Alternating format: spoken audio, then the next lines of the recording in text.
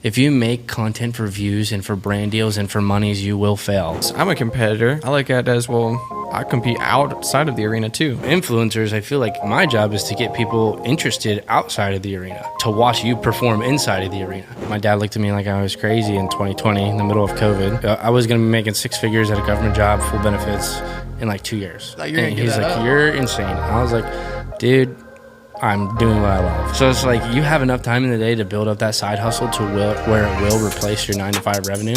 That's what I did. And then I went after that full time. You put all your energy in and then you double that. And then you get to a point in your 2 to 3 years where I'm doing it, you get to a point where you need to expand your team. Oh, wait, that's the Sugar Crush guy. Yeah. You know, like 4th most liked TikTok in the world? In the ever? world, yeah, in the world.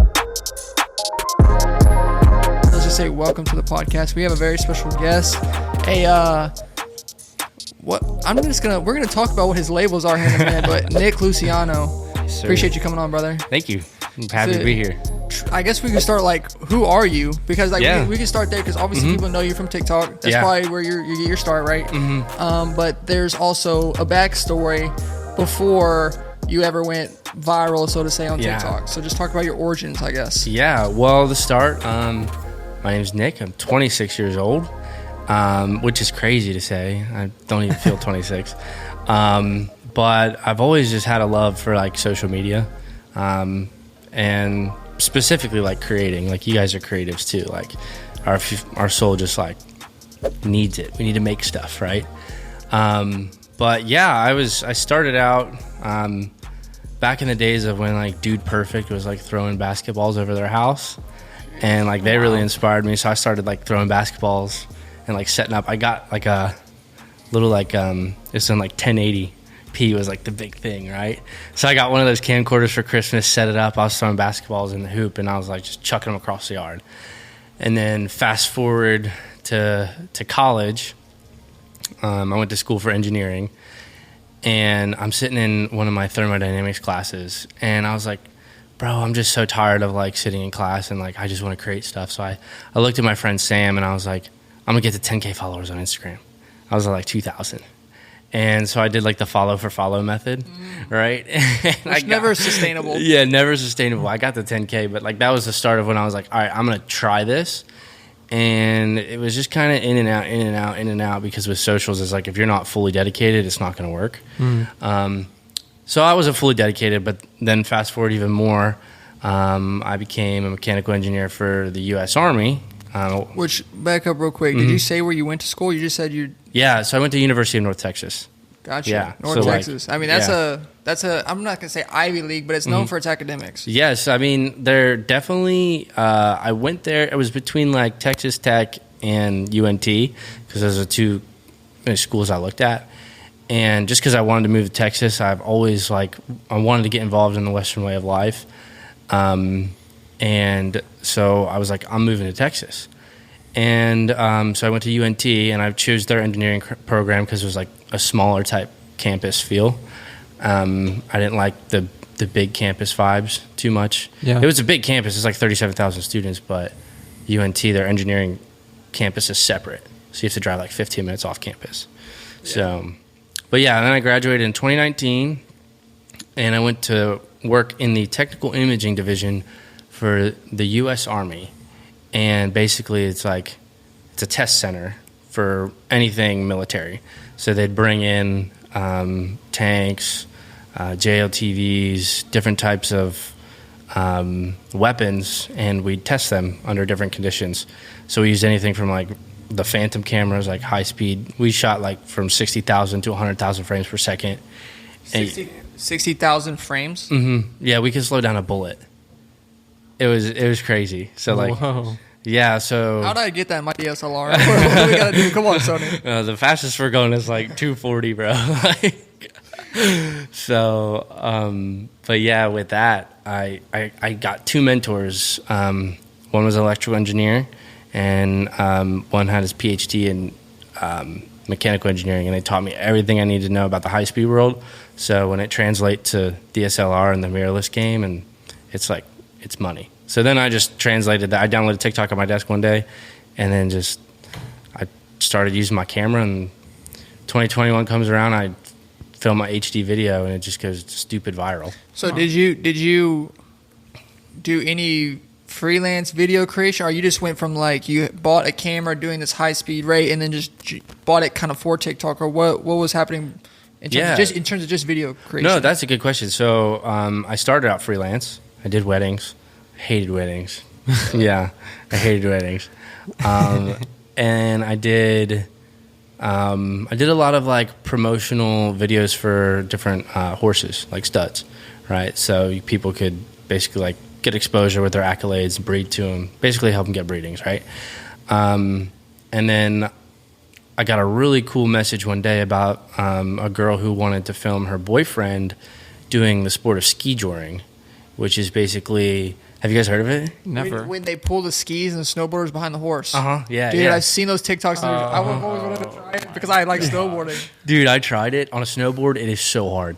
It is so difficult. Yeah, the skiers. Just because of the speed at which you're going? Or? Yeah, it's like, I mean, when you're skiing, like you're like, I would say like you're right on with the rope. Yeah. But like when you're on a snowboard, you're sideways. So it's like, it's really different to carve. But yeah, that was when I shot like a really cool video of like, I got in a Tacoma with my gimbal and I used, or wherever my Canon is, I used that Canon, and I just like was hanging out the window, and this horse was running at 30 miles an hour. He's doing the course, and just got some cool shots. And then while I was in Montana, I just, so the job was in Montana, I just set up in front of a mountain and sung a song on the internet. And I woke up the next day and it was just like viral. It was weird. How much? So are we talking about how long ago is this? 3 years ago? This is February 23rd of 2021. So it's coming up on 2 years. Almost 2 years. The 2-year anniversary. Can we? Yeah. Let's just address it finally. The TikTok, the infamous TikTok. Bro, crazy story actually. I watched that TikTok 2 years ago, talking about when I was on TikTok a lot during COVID.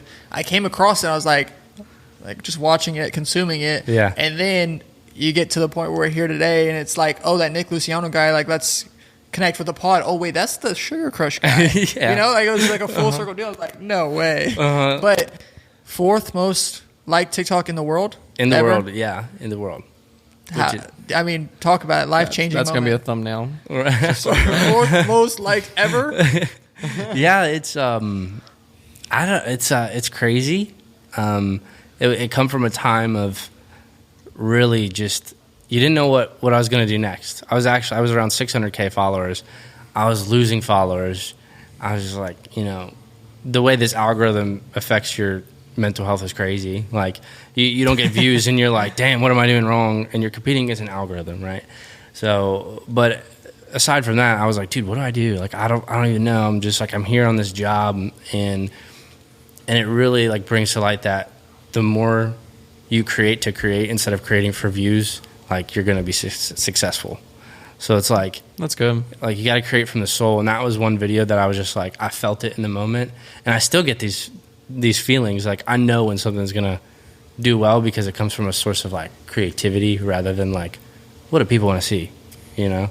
So it was just cool to get that recognition. And just like for years and years, you watch people on the internet, like, the Logan Pauls, the Jake Pauls, the Gary V's, like all these people, you look at their early content, it's like the same. And the time frame is the same. If you just grind content for 2 to 3 years, you will see it pay off massive.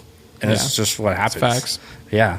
So I mean, you like just from a business perspective, you had 600K, and then that, I mean, who knows where that shot you, but just in terms of like business, what doors did that open for you? Yeah, brand deals, you know. Were you getting brand deals before that? I was getting brand deals before that, but it was just a small scale. Not small scale. So, you know, a lot of people from the LA area reached out to like, because my face was everywhere on the For You page, right? Yeah. So a lot of these bigger LA creators reached out, and it's not really my niche, so I didn't really go out there, but you know, I just kind of stayed in my lane, and that's when we first started like the Tratter gang, the group of guys we started hanging out with.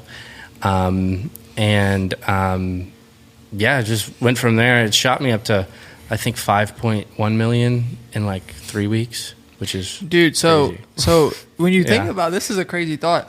you look at how many people are on TikTok, just on the app in general. There's 7 billion people in the world. How many views does your deal have today? 296 million. You checked it out? 296. Okay, that's 0.2 of a billion. There's 7 billion people in the world. Almost every person, if I was to guess in 2022, based on, we need to actually check this stat, how many percentage of the profiles on TikTok saw your video? It's probably like over half. It's got to be. Like, it's so crazy. Like, you speak of that experience. Like, you saw my video. I was in the Apple store the other day because it always comes up. I was buying an iPad. What do you do for a living? And I just, like, I'm never, like, just like, yeah, I make videos. I'm on social media. And then, like, show me some of your videos. And then I'm like, well, I always lead it like, are you on TikTok? I'm like, yeah, I watch TikTok all the time. And the guy who checked me at the Apple store was like, bro, I've seen you before. Like, you know, I bet you get those all the time, bro. Yeah, exactly. So I'm like, yeah, that's kind of like my staple. But I mean, we have that other Christian podcast that we talk about, and we just got like 15,000 followers within the last 2 months. We had 1,500 in 2 months. Now we have 15,000. Just today, we had a guy come up to us, and it was like a friend of a friend of a friend deal, not like a random stranger, but he's like, dude, love the pod. I'm like, I don't even know who you are. But like, it's definitely like at our stage, that's like, what the heck? That's weird. But that was with like, so it's amplify that times 100 million or 289 million. Like, it's probably a mind-boggling kind of deal. Yeah, it was, and I was saying, it's like, it's something that it's just so unexpected with socials nowadays. But it's bound to happen, and it can happen to literally anybody if you believe it. Like, I was telling Roy the other day, like, with your content, like, you got to be obsessed with your content. Like, if you're not obsessed with the creative process and, like, what you're making, it's going to show in your videos, right? So some of my videos, I can understand they're, like, you know, they're not perfect, but, like, I put it out there anyway because, like, this is what my soul created. And it's kind of like what Gary Vee says, like, if you feed from the soul, like, people can see it.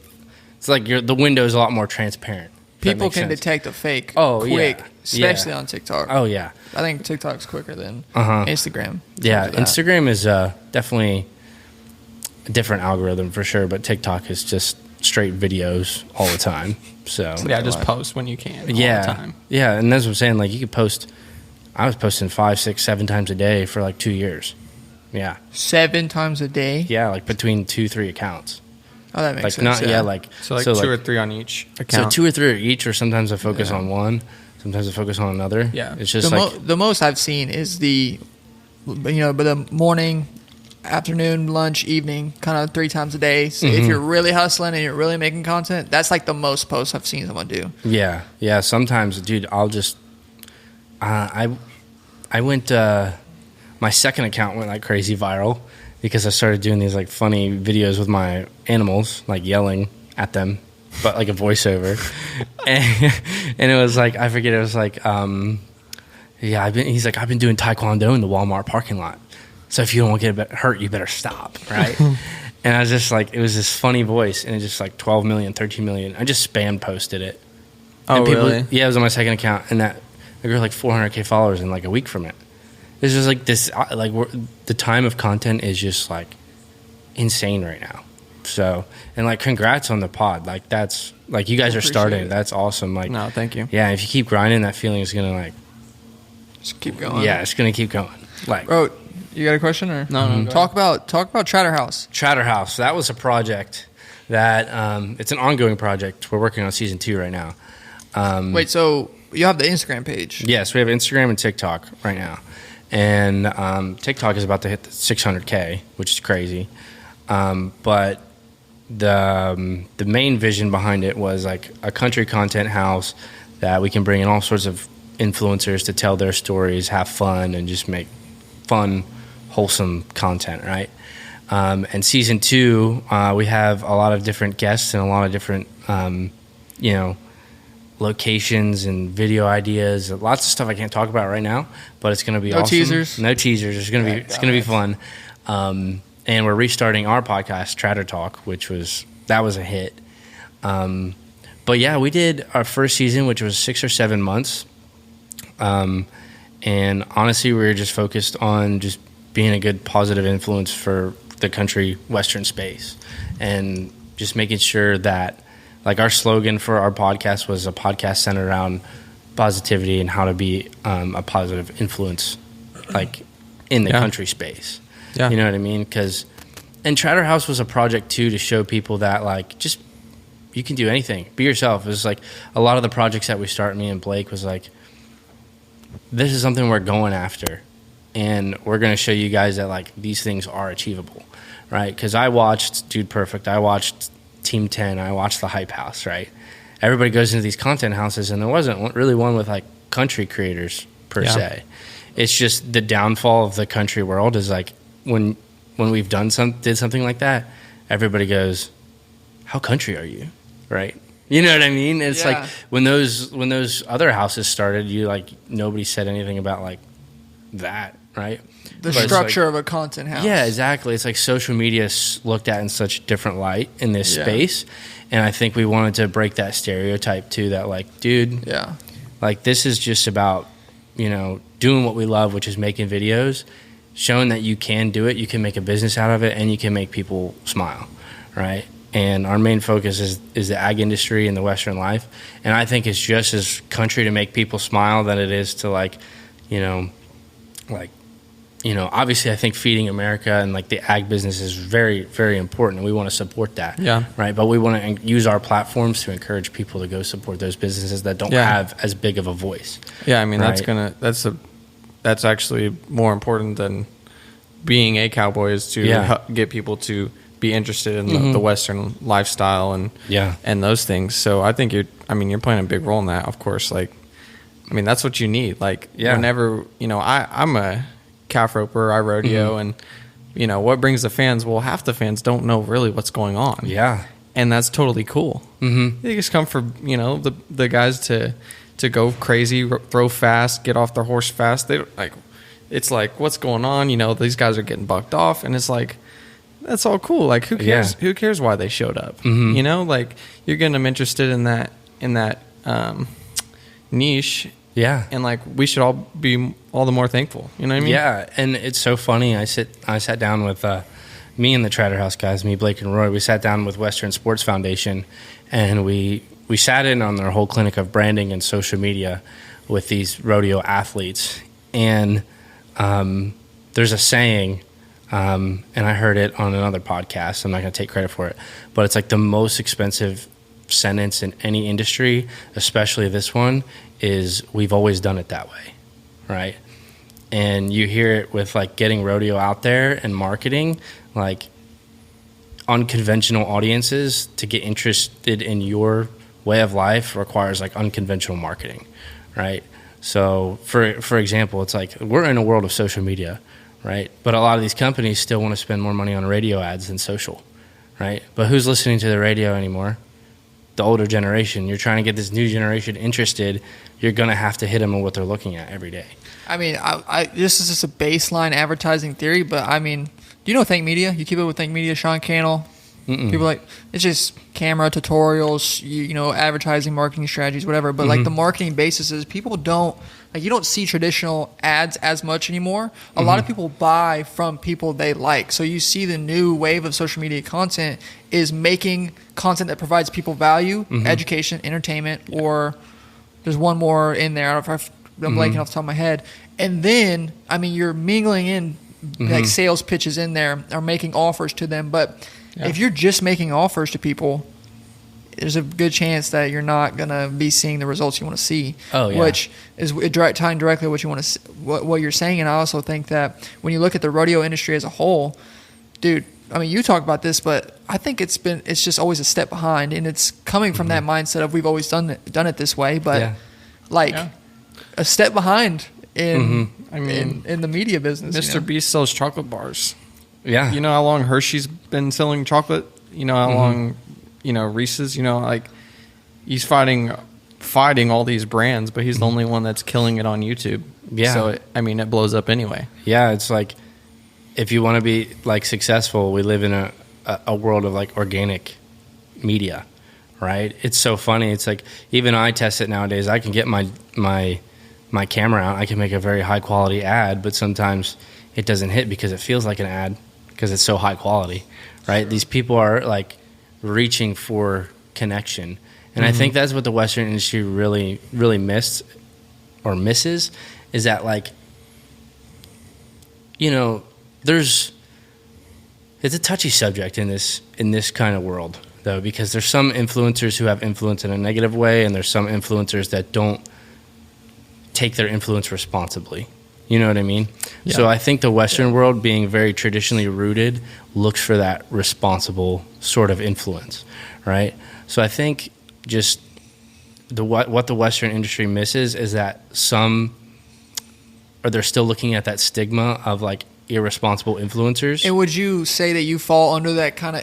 It's just not buttoned up. It's a type of, it's a new type of content that they're not used to. Exactly. So it's like they don't understand the unconventional tactics that go. So you're saying you feel like you just get labeled as a negative. Yeah, it's influencer at times. Or with these algorithms, you only see 1 or 2 videos, and that's what people take as face value. Yeah. Right? It's like, specifically with the Chatterhouse or my content, I'll follow the trends, right? Because you need to follow the trends in order to grow. Like, it's statistically proven that, like, the algorithm pushes trends more than, like, organic kind of stuff, right? And you can get lucky, don't get me wrong, but nobody really knows how the algorithm works. So it's like, but if you see 1 or 2 dance videos and, like, just assume, like, all they do is dance, it's like you miss the 20 other videos of me talking about, like, my struggles with mental health, my struggles with my career, my struggles with everything. Diesel. Like, yeah, with Diesel, like, me, like, learning how to do, you know, raising a horse basically from the ground up. Like, nobody sees that side, right? They just see what goes viral. They take it as face value. And some brands do their due diligence and dig into it and, like, want to do that. But I think sometimes they just miss that, like, hey, this is unconventional marketing and it will work, because it has worked. And I go on and on about how it works. Let's just say the rodeo people, that they actually have pushed, you know, their social media, pushed brand deals.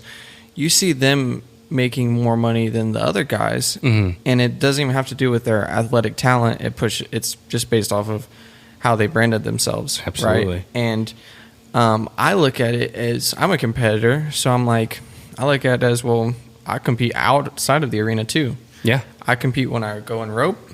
I compete, and then whenever I'm outside, well, I'm gonna go and do this too, like, because why not? You know what I mean? Like, and it's only growing the industry. It's the people that are, you know, rodeo fans will be rodeo fans. Yeah. Right. The people that they're on ranches. They've had, you know, all their whole lineage is rodeo. Right. It's really getting the people that aren't, though.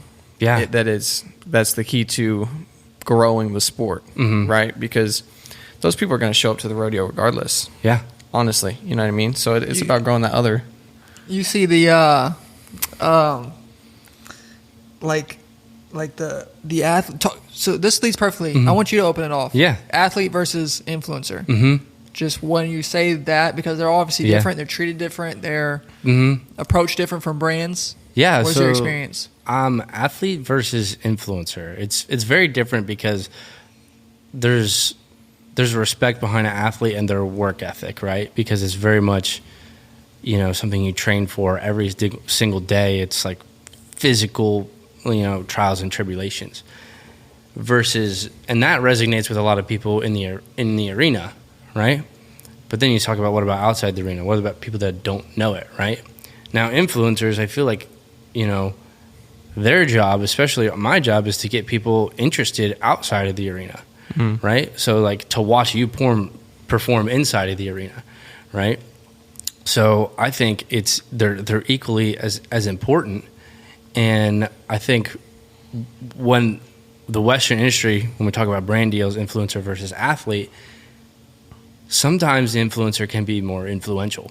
You know what I mean? I would say majority of the time. Yeah, majority of the time the influencer can be influential. Yeah. Or more influential, such as getting people in seats, such as, you know, meet and greets, this and that. Like, I mean, we went to the National FFA convention, and our meet and greet line was 3 hours long. It was wild for 3 days in a row. Yeah.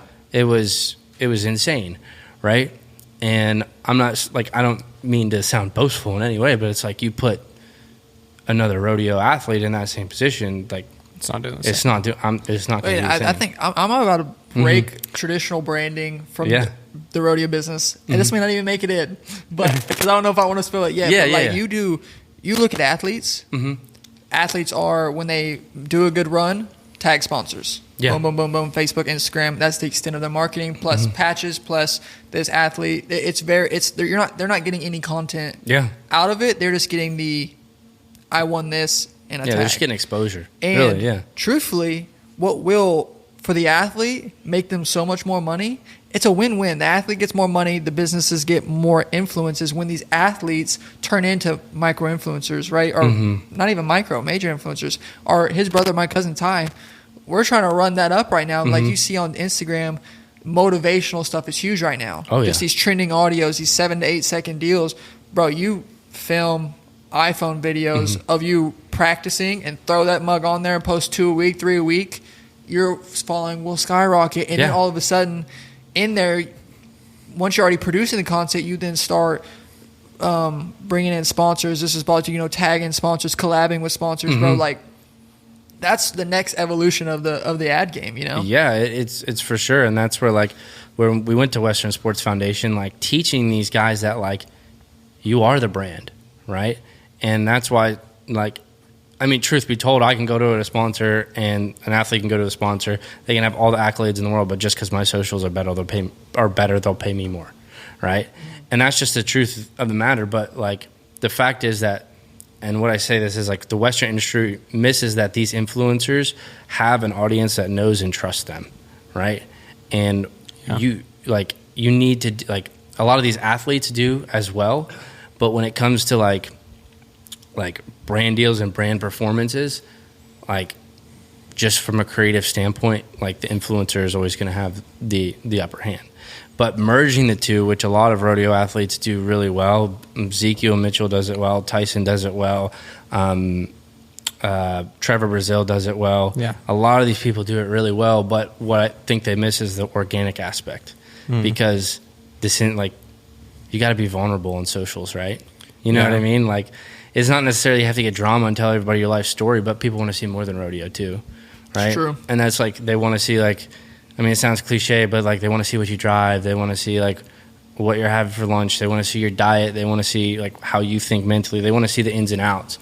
And I think a lot of people just get caught up in like posting their runs, and some people don't even post their bad ones. You know what I mean? Because they want it to be perfect. And that's another thing too with rodeo athletes. Like it don't have to be perfect. Like, show your mess up, show you being vulnerable. Like, this is you coaching up athletes. Like, take that advice. That's pretty much. And it's like it's so unique in the rodeo world because it's like when you are on that arena dirt, right? Other than team roping, right?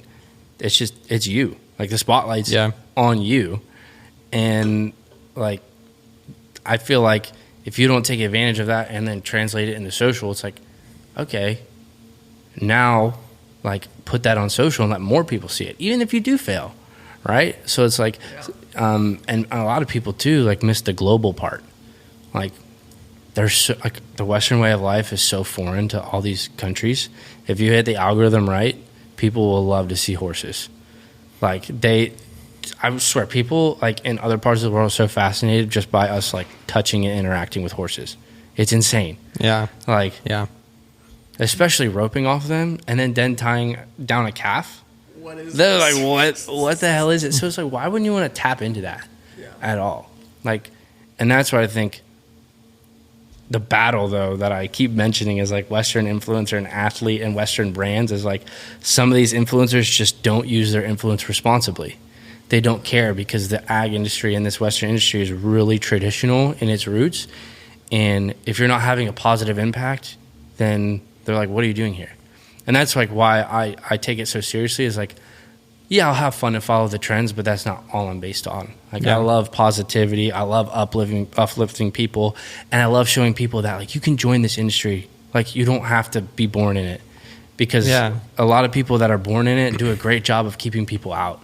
Yeah. You know, and I hate that because I didn't grow up around horses. I didn't grow up on a ranch. I had no idea what I was doing. Did you grow up in the city? No, I didn't grow up in the city. You were country though. It was just like, I wasn't country per se, but like in high school, I was lost. I never hung out with the country kids. Now I wish I would have, but like I wanted to fit in with the cool kids. I wanted to fit in with the jocks. I wanted to fit in with the athletes. You know, I wanted to fit in with the smart kids and the popular kids, right? And country never appealed to me. And I guess like that was God's way of saying like, just wait for what I have in store for you. And like preaching now. Yeah, right. So it was like, you know what I mean? And then have to go on the other podcast. Yeah, put that on the Christian podcast. But anyway, I just never hung out with that crowd. And then I moved to Texas because it's like I was drawn to it. It's funny, like my grandma and my whole like other side of my family was like obsessed with cowboys and the Western way of life. And I kind of feel like it's in my blood to like be a positive impact for it, if that makes sense. Oh yeah. Yeah. I'm for that. Tell it right. Hey, let's get into the nitty gritty right here. How do we become successful on TikTok? What is the key to success, the ingredients? Because our stuff is flopping big time. And I'm from the videographer world, so I'm posting these pretty well done 4K, 120 frames per second. I sharpen it up a little bit, color grade. I'm putting the sauce on it, and it's flopping. It's getting 200 views. Yeah.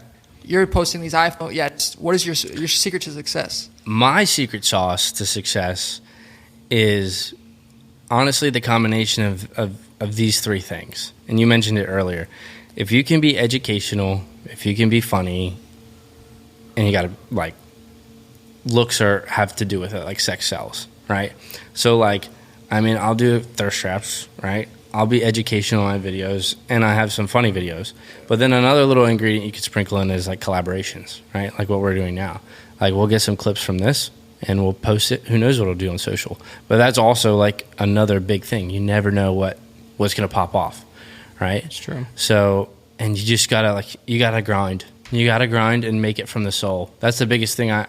Since I heard Gary Vee say that, I was like, you're so right. Like, if you make content for views and for brand deals and for monies, you will fail. Like, you will fail. Some people are very successful at it, faking it, but then when you meet them in person, you're like, you can see right through it. Yeah. You know what I mean? And like, not everybody is made to be a 4K videographer, but a lot of people have stories, right?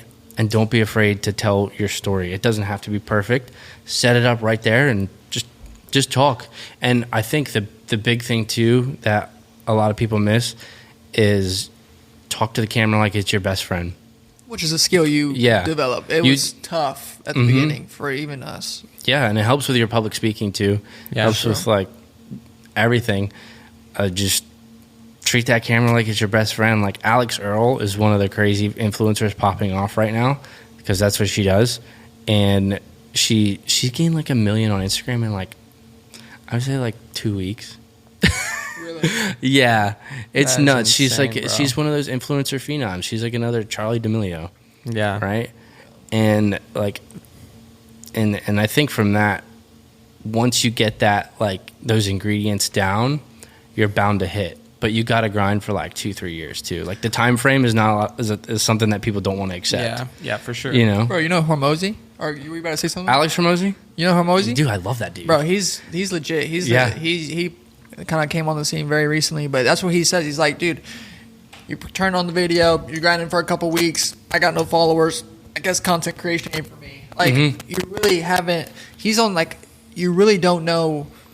You're only committed until you put 3 to 5 years of work in. And at 3 to 5 years, if it's no success and you want to quit, fair enough. But bro, we grinded for 2.5 years on their podcast, and like, you don't even know your style. You don't even know your preferences. You're developing your skills. You literally, if you're quitting up until 3 months, you're not even giving yourself a chance at success. Dude, yeah, it's exactly like working out, right? It's like bodybuilding. I always tell, like, I'll hear people all the time say like, I made this video, it didn't do good. I didn't do this video, it didn't do good. I didn't do this video, it didn't do good. But I'm like, how many reps did you do?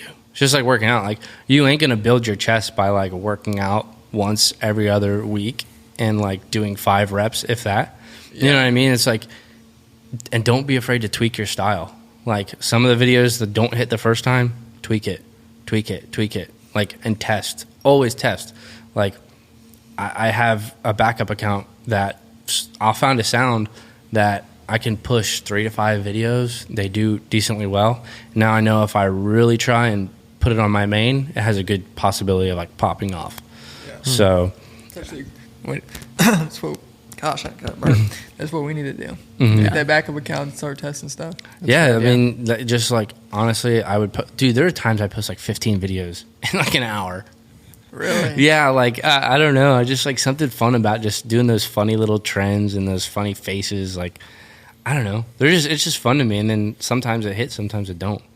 Like, you want there to be a secret sauce, but also a part of the secret sauce is like, you gotta love doing it. You know what I mean? So, I mean, that's what creates consistency, right? Mm-hmm. And that's just like our Christian podcast. Oh, well, it didn't get views. It did terrible by views standards, but we didn't do it for that. Oh, yeah. Right? So it had nothing to do with, like, that's how we were able to continue even through times that, you know, there wasn't no one watching. Well, because we're like, that's not what we did it for. Yeah. Right. So if you, like you're talking about with your content creation, if you're making it because it's something you're finding within, you know, yourself that you're wanting to post, then you're not going to get tired of it. Right. And that's going to create consistency. Oh yeah. And it's like, story is huge too. You got to tell a story. Like, it's part of the ingredients. Like, you can be attractive and you can do the trends, but that's going to fade. You know what I mean? So it's like, it's how you, and that's where that branding comes in. It's how you brand yourself outside of that to really get people to follow along with your journey. You know what I mean? Yeah.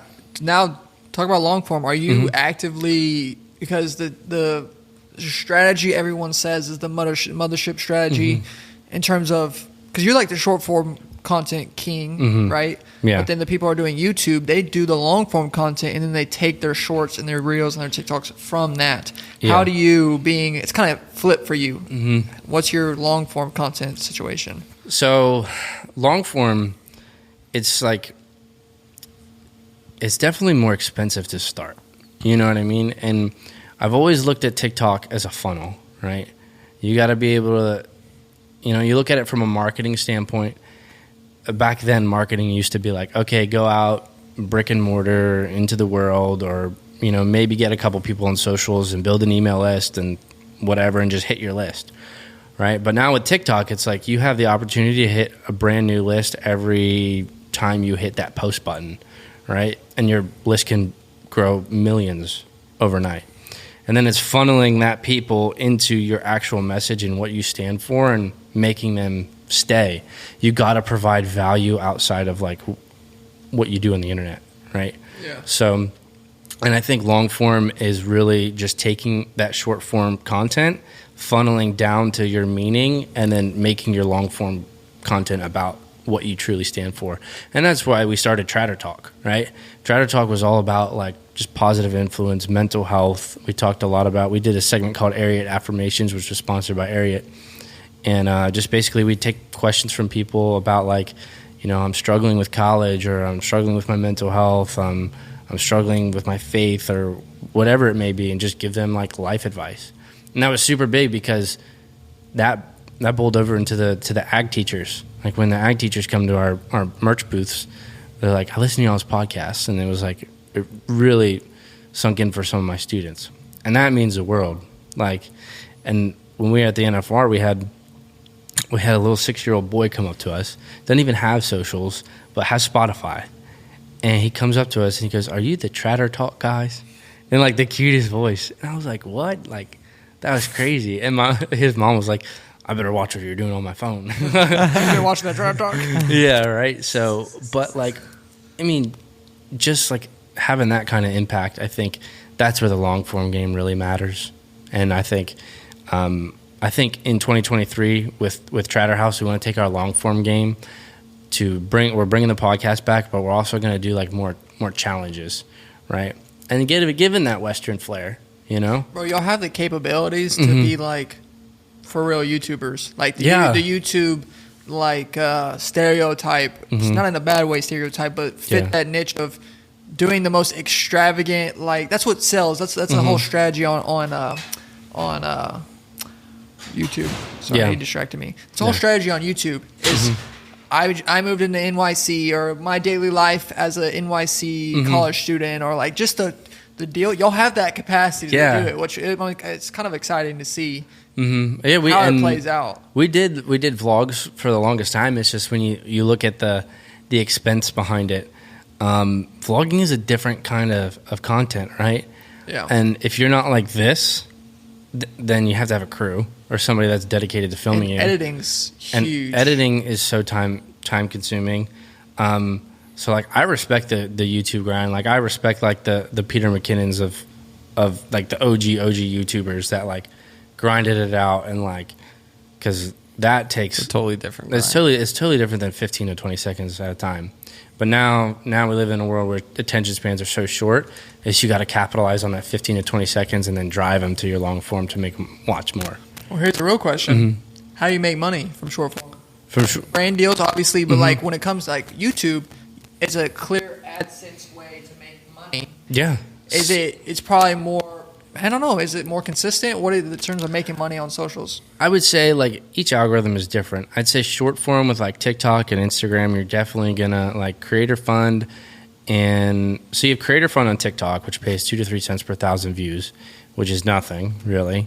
And I'll make like anywhere between, I'd say like $800 to $1,500 a month just from that creator fund, right? Now YouTube is coming in the game with their partnership program, so Shorts is gonna, like, I see a lot of people shifting over to YouTube. Have you looked at how many views it takes to make money though? To be even qualify, it's like I think it's millions of views for that one. Shorts. I haven't. Well, I think some of my channels do have millions, so I haven't. We forgot. Yeah, we're talking to about like millions of views. I haven't looked at it though, so but I know. But it only takes one though. You know what I mean? Like you can grind it out, but we have one short that does like, I think it's like 7 million views or something like that. But yeah, and I think like TikTok is definitely brand deals, right? Instagram brand deals. And then going live as well. So you can go live and get badges and TikTok gifts and stuff, and that's like a side form of revenue. But long form, I think YouTube too is like YouTube changes the CPM based on like the creator, right? So right now my channel, not specifically my channel, but like say my CPM is like $10, right? That means like every 1,000 views are going to make $10, right? That's bonkers compared to YouTube, to TikTok. That's 2 to 3 cents compared to $10. But that's what I'm saying. It's a different audience on YouTube. And that's when you talk about YouTube, like the value of a follower. YouTube, totally different. YouTube is top. Will always be top. And I mean, it's not in any order, but I'm pretty sure it's like YouTube, Facebook, Instagram, Twitter, TikTok. Like TikTok's really not that valuable of a follow anymore. No. It used to be, but then you had the celebrity rush come in, right? No, like that's when I got on it. There's no celebrities on TikTok, and like if you had a video do 2 million views, you are guaranteed like probably 30, 40K followers from that. Now I had a video do 2 million views last night. If I had that, I probably would have woke up to 20K, 30K plus followers. I woke up to 7K followers, which I know like that's not bragging, but I'm saying like that's the value. People have become so desensitized to this viral push now that like they don't want to hit the follow button. So you have to work harder than ever to make them want to do that. If that makes sense. Okay. We're nearing the end. Mm-hmm. I want to talk about what is your Luciano Western wear? That's what it's called. Yeah.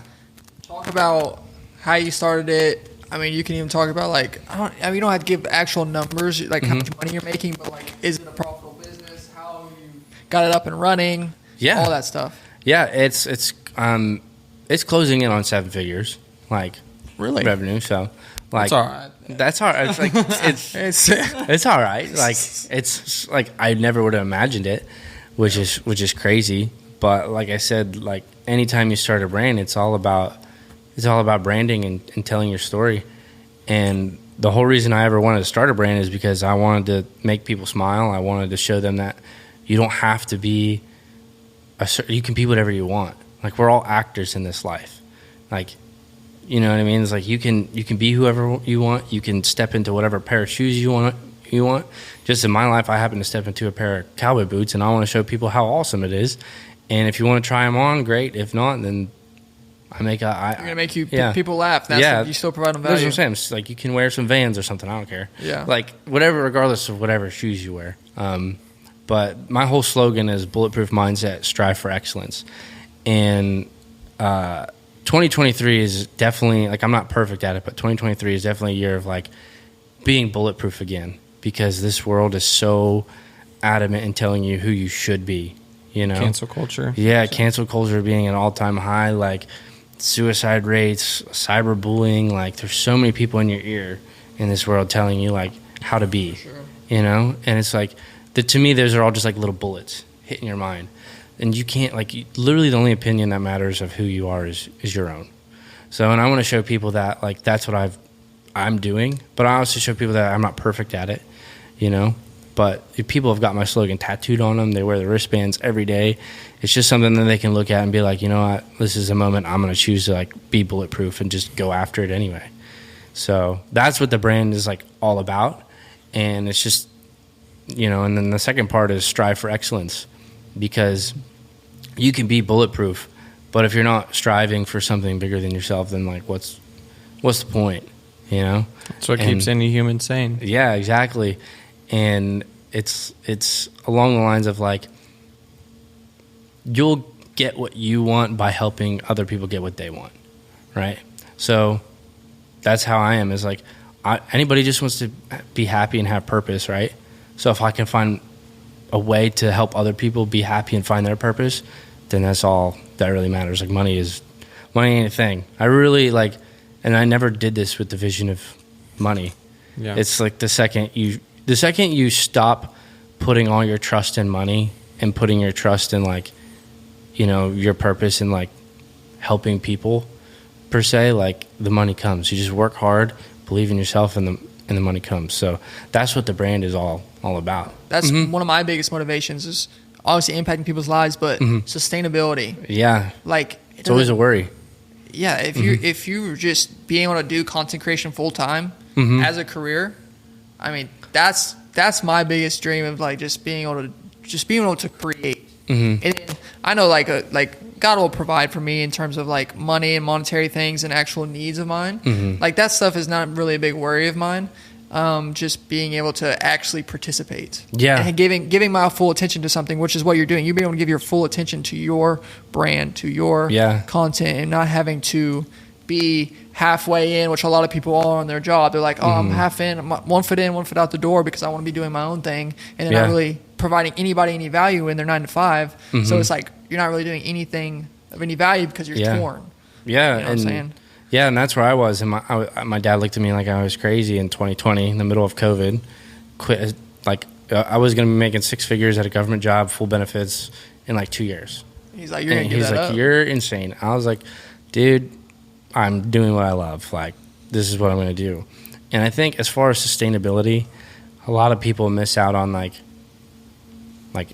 it's a 2 to 3 year window. I worked a normal job for 2 to 3 years, made content on the side, but then it's like you have enough time in the day. It's like, what are you doing with the rest of the 8 hours a day? Oh, come on. You know what I mean? So it's like, you have enough time in the day to build up that side hustle to where it will replace your 9 to 5 revenue. That's what I did. And then I went after that full time. You put all your energy in, and then you double that. And then you get to a point in your 2 to 3 years where I'm doing it, you get to a point where you need to expand your team, right? And then, like, I'm still learning it, but, like, I'm learning it from the Alex Hormozzi's. I'm learning it from the Gary V's. Like, it's weird when you're in it, because it's like, it's hard. Like, you can't necessarily teach it yet.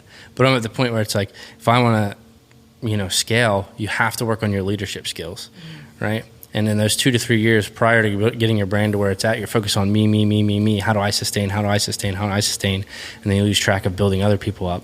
But then you get this in this spot. This is where I am. It's like, you don't want to spread yourself thin, but you need to have people do other jobs for you. Yeah. So that's where I'm at, like, professionally, is, like, really working on my leadership and building other people up and inspiring them, and just to have a common objective. But from a creator standpoint, when you talk about sustainability, a lot of people, how they make a substantial income is like monthly subscriptions, right? And I'm not talking like OnlyFans or any of that stuff. Patreon. Like I do my Patreon, and it's not a lot. Like I have, like it ranges anywhere between like 60 to 80, right? But that's like, it's like an inside club, right? Of the fan base I've built. So you get free merch every month. I drop some of my workout routines on there. Some behind the scenes stuff you won't see. And that's like when you really build a fan base, that's when people want to dive deeper. And then also utilizing and cross-platforming is super important. So, but I think if for somebody like y'all have such a knowledge base, like with videos and podcasts, that like people would kill to learn. And it's all about just utilizing the marketing tactics to build the socials, to build the value, to push them to learn from you. So that's good stuff. That's a bar there. Yeah. So last question I really want you to hit, dude. Like, we're starting our own clothing brand. We're trying to get it like Brothers Reborn. It's something we're really passionate about. Like practical steps of you started your business to 7 figures, just to make it super clean and simple. Yeah. What is your advice? Just pound away at the message. It's like literally like, I mean, people recognize. I had this conversation the other day, so I'm going to use these 2 hats as like an analogy. Please right? do. So like, they're both cool looking hats. They're all like good looking hats, right? So let's say I just pick up this hat, right? I'm like, oh, this is cool. I'm going to wear it. And then I go out and I pay for it. I go out in the world and people are like, oh, cool. Where'd you get your hat? I'm like, I don't know. It was a store. Just like I just liked it, right? There's no meaning behind it, right? So now I say go to the store and I grab this hat. I'm like, oh, this is cool. I like it. And I come up to you and I tell you the story behind it, or like I ask the story behind it, right? I'm like, oh, that's really cool. And then like say we get talking about golf or whatever and we're vibing, I give you another hat. Now you put it on your head, you go out into the world and people are like, oh, where'd you get the hat? Oh, I got it from, Luciano Western Wear, and like the owner was so cool and this is what we talked about and blah, blah, blah. Check out their website. You know what I mean? So it's like building up that like, and these 2 can be looked at as pieces of content, right? So I see that hat, I see this hat, like, now, when it goes further, how does that story impact the next person down the line? Does it just look cool, or like how does it impact somebody? So, that's how that's how I look at it. It's like story is king. It's king in branding, and the story that you want to tell the most is your own. So, yeah, you get me pumped up talking about this. Come on now. Last question. It can be for your brand. It can be for. I mean, you have 7 like so many ventures. Chatterhouse. Yourself, content creation, Nick Luciano, Western Wear. What is like some 2023 goals you have for each thing? You seem like the guy to a goal set. So. Yes. So it's not necessarily, I wouldn't say like goals. I believe in goals, right? But I think if you're forming a goal, why would you have the end in mind? You know what I mean? So I believe in like in 2023, it's a year of like setting rituals and habits, right?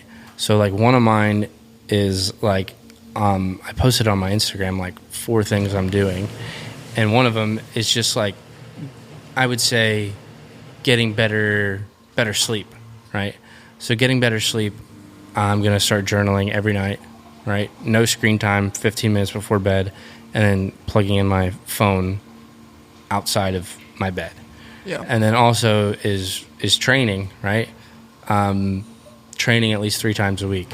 So you could say, yeah, I'm going to be ripped, but if there's no like guideline. Basically, you're saying I'm creating short-term goals, not long-term goals. Yeah. As much. Like, basically, it's like you got to have those little steps in order to get to your goal. Foundational steps. Yeah, foundational steps. So like, yeah, I have the goals. Like I want to scale each business to 20, 30K a month. I want to scale, my TikTok to 7 million. I want to do all that. But like, for example, if I scale my TikTok to 7 million, I got to post every day. So like I posted a video of my 2023 goals, and it's like I'm going to upload at least 1 HD video every day all 365 days. Instead of saying 7 mil, let's post daily and see where that takes us. Yeah, if we stick to that daily goal, then whatever the product is, the end result is, I'll be happy with. Yeah, exactly. And that's like a part of your goals too, is like your goals have to be bigger than like, they have to be borderline like unreachable, right? Or else you're too comfortable. Yeah, like come on, that's Kobe. part of branding too. It's like if you shoot for the moon, you land in the stars, like kind of deal. But like they have to be so big that they scare you, right? And there's no plan B. So that's when you talk about goal setting, like, and it's okay. It's like, and if you don't reach your goal, like just reroute. Like you can always reroute. There's always a way, and that goes more into like leaning on God and leaning on your faith. But like I would say too, like if you're really stressed about money, people's relationship with money scares me too. Like I've always had a good relationship with money, but people really put all their trust and their love into money, and that's something I would encourage people in 2023. Like just focus on your work habit and your ethics and who you are as a person, and the money always money's comes. A good servant but a bad master. Absolutely, I love that. Yeah, that was we got some sound bites in this, dude. In this pod. Yeah. But yeah. I mean, you got anything else? I'm good. All right, cool. Man. I mean, you got any last thoughts? No, I mean, just thank you guys for coming by. Dude, and it was cool. This was fun. We were going for like an hour. It was a good pod. Yeah, there's a lot of good sound bites. I was rolling. Y'all got me Come on now. Yeah. Come on now. Well, y'all make sure and go follow. I'll put some like titles right here for his Instagram, YouTube, whatever you got going. Make sure you go give him a follow. Check out what he's doing. Thank you, brother, for coming on, and we'll see you in the next episode.